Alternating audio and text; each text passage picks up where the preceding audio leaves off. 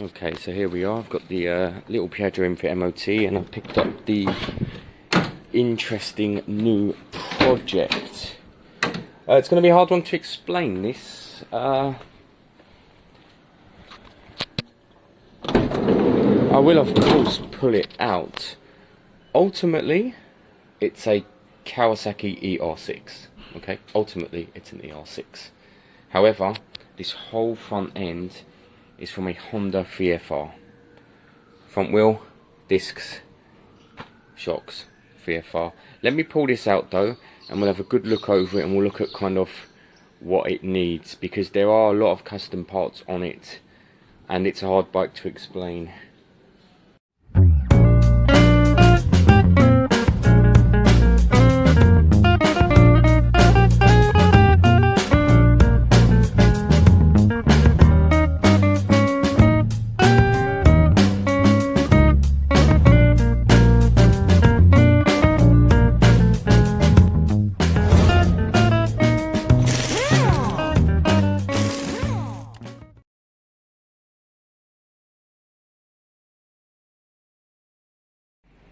Okay, let's have a close look at what we've got here.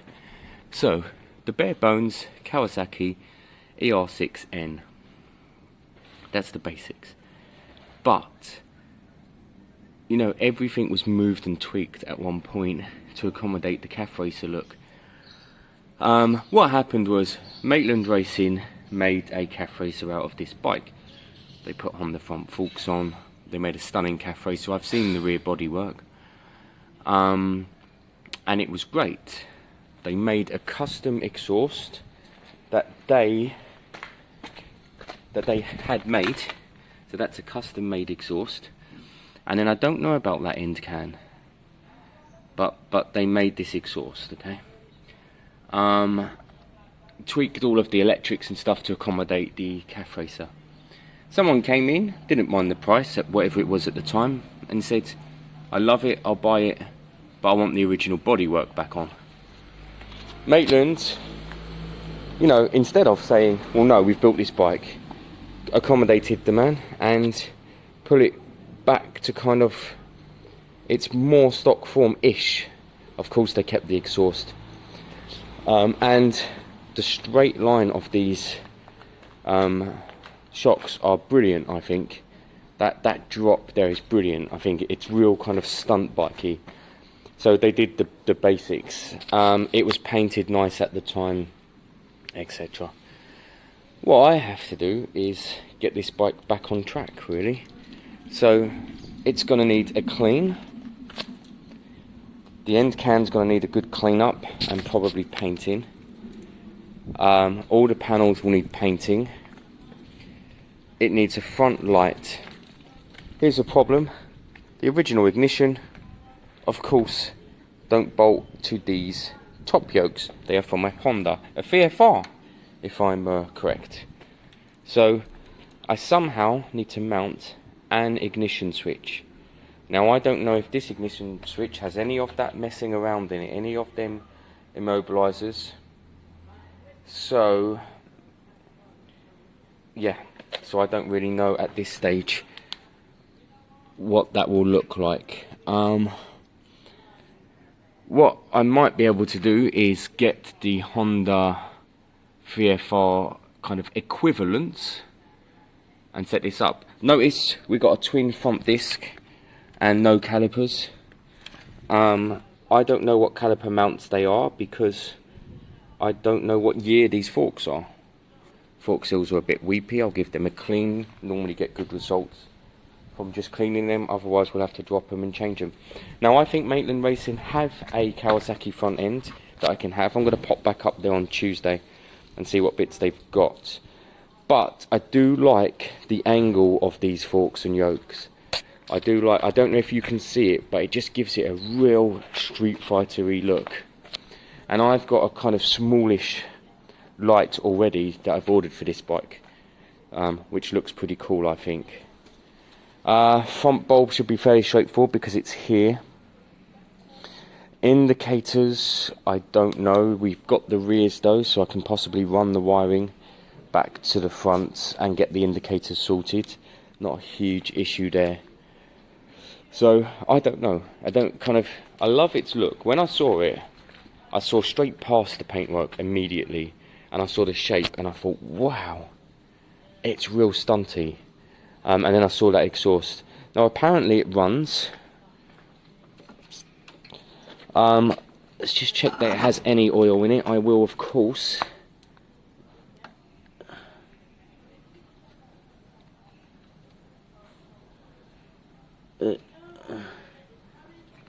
It's very low on oil. Very low. I think I'm going to drop what's in it, and I've got enough to top it up before I mess around with starting it. But apparently it does run already. Rear brakes, crap, hardly works. In fact, I don't know what's going on with that brake. I need to look at that. And there isn't any front brakes, so there's no test running this thing until at least the back brake's back on. It's fuel injected model, that's good. But it's a lot of work. I mean, let's start with the basics. What are we going to do with this ignition? That's an actual tank. I thought it might be a cover. I think my best bet is to put this ignition somewhere down here. Have it sticking out somehow. I don't know how I'd secure it. Actually, there's bolt holes there, isn't there? I'm going to look at that. I'd love to fire it, guys, but I can't. I just, it wouldn't be right with it looking like it's got no oil, or it's very low. I'm going to take the oil bolt off and drop what's in it for now, for peace of mind. Right, let's have a look at this oil. By the way, guys, I have a new stand coming. It might even turn up today, and that will help with some of the filming. I don't know if you guys even noticed, but a lot of it I've been doing in my hand, and we lose some of them great shots from a slight distance. Ooh, that's gloopy. Obviously I couldn't warm the bike up, could I?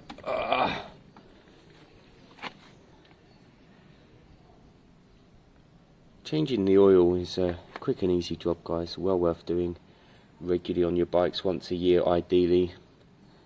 Well, if you do stupid miles, if you do motorway miles and you're doing 12,000 a year, maybe every 8 or 10,000 miles. Look at that. Gloopy, gloopy, gloopy. Once you've drained the oil, guys, at least we know what we're working with. Fresh oil in there, greasing up the clutch, greasing up the pistons and cylinders and doing what it's meant to do. Be nuts not to.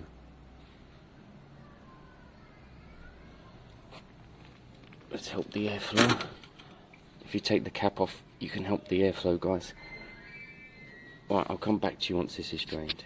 So, guys, old oil wasn't stupidly dirty. Okay, it's probably not that old actually, but always good practice to know what oil you've got in. Someone could have put in car oil for all you know, and your clutches do not like that. Look, we'll see oil in the window now, hopefully. There it is, you see it climbing? See it? See it? Cool. So we can now at least turn this thing over and see if it makes any brum brum noises. So here's the keys. I don't know why it's got the Honda keys on it. I can see Kawasaki. I assume this ignition is Kawasaki. Ooh. We're in neutral. So technically this thing should start up, maybe.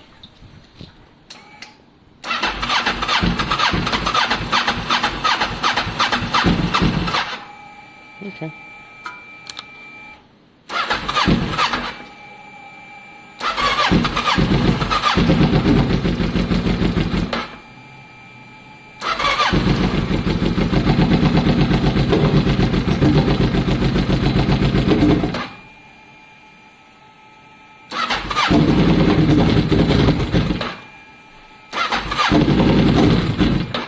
Ooh, come on.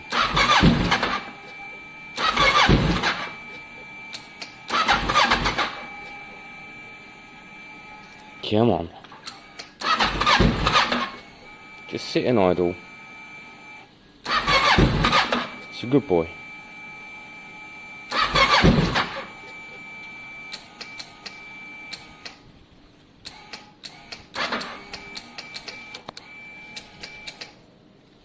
Come on.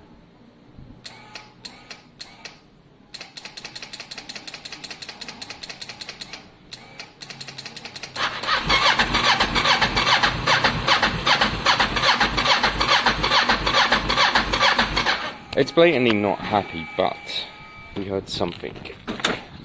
So one of the first things I'll do is I'll chuck this battery on charge. It looks fairly new, I'm sure it will charge up. I'm going to drain the petrol out the tank. I don't know how old it's been in now. I'll use my little machine. And we'll chuck some high premium 95. To be fair, this will run on E10, but I'll chuck some high octane E5 in there. And see if we can get it cleaned out. What you'd need it to do is to run and idle, because it's fuel injected. There's no carb cleaning going on here. We need it to run itself through. That's the only way to do it, really. And then at least we can hear what we're working with. The fresh oil is going to help. So let me get that battery off. I'll chuck it on charge, and then we'll look at what we've got. Have we got a horn? Have we got the rear indicators? Have we got a brake light, etc. So we've got a tripod back, which is cool. We can get some distant shots. I'm going to suck out the fuel that's in there. We'll have a look at it. We'll see how clean it is. I've got some fresh premium over there to top it up with.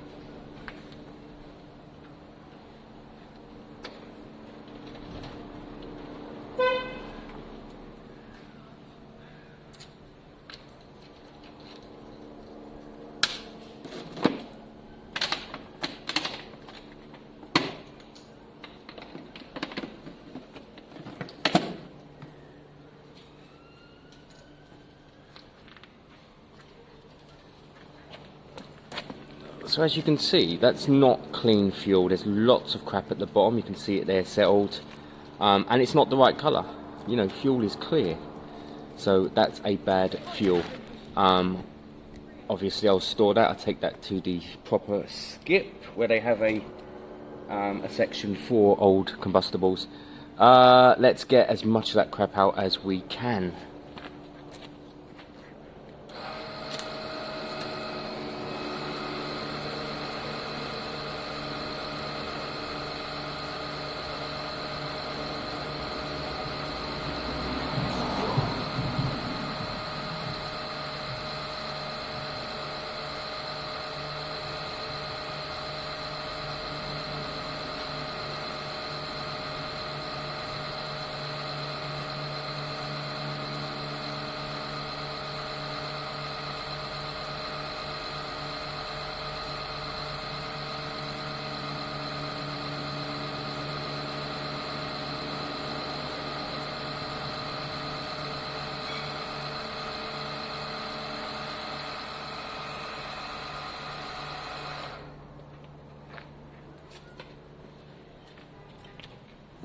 Right, there you go. Again, I mean, the colour is pretty shocking. I'm going to keep doing that, guys. I'll chuck in the new fuel. We'll catch you up and we'll see how we're doing.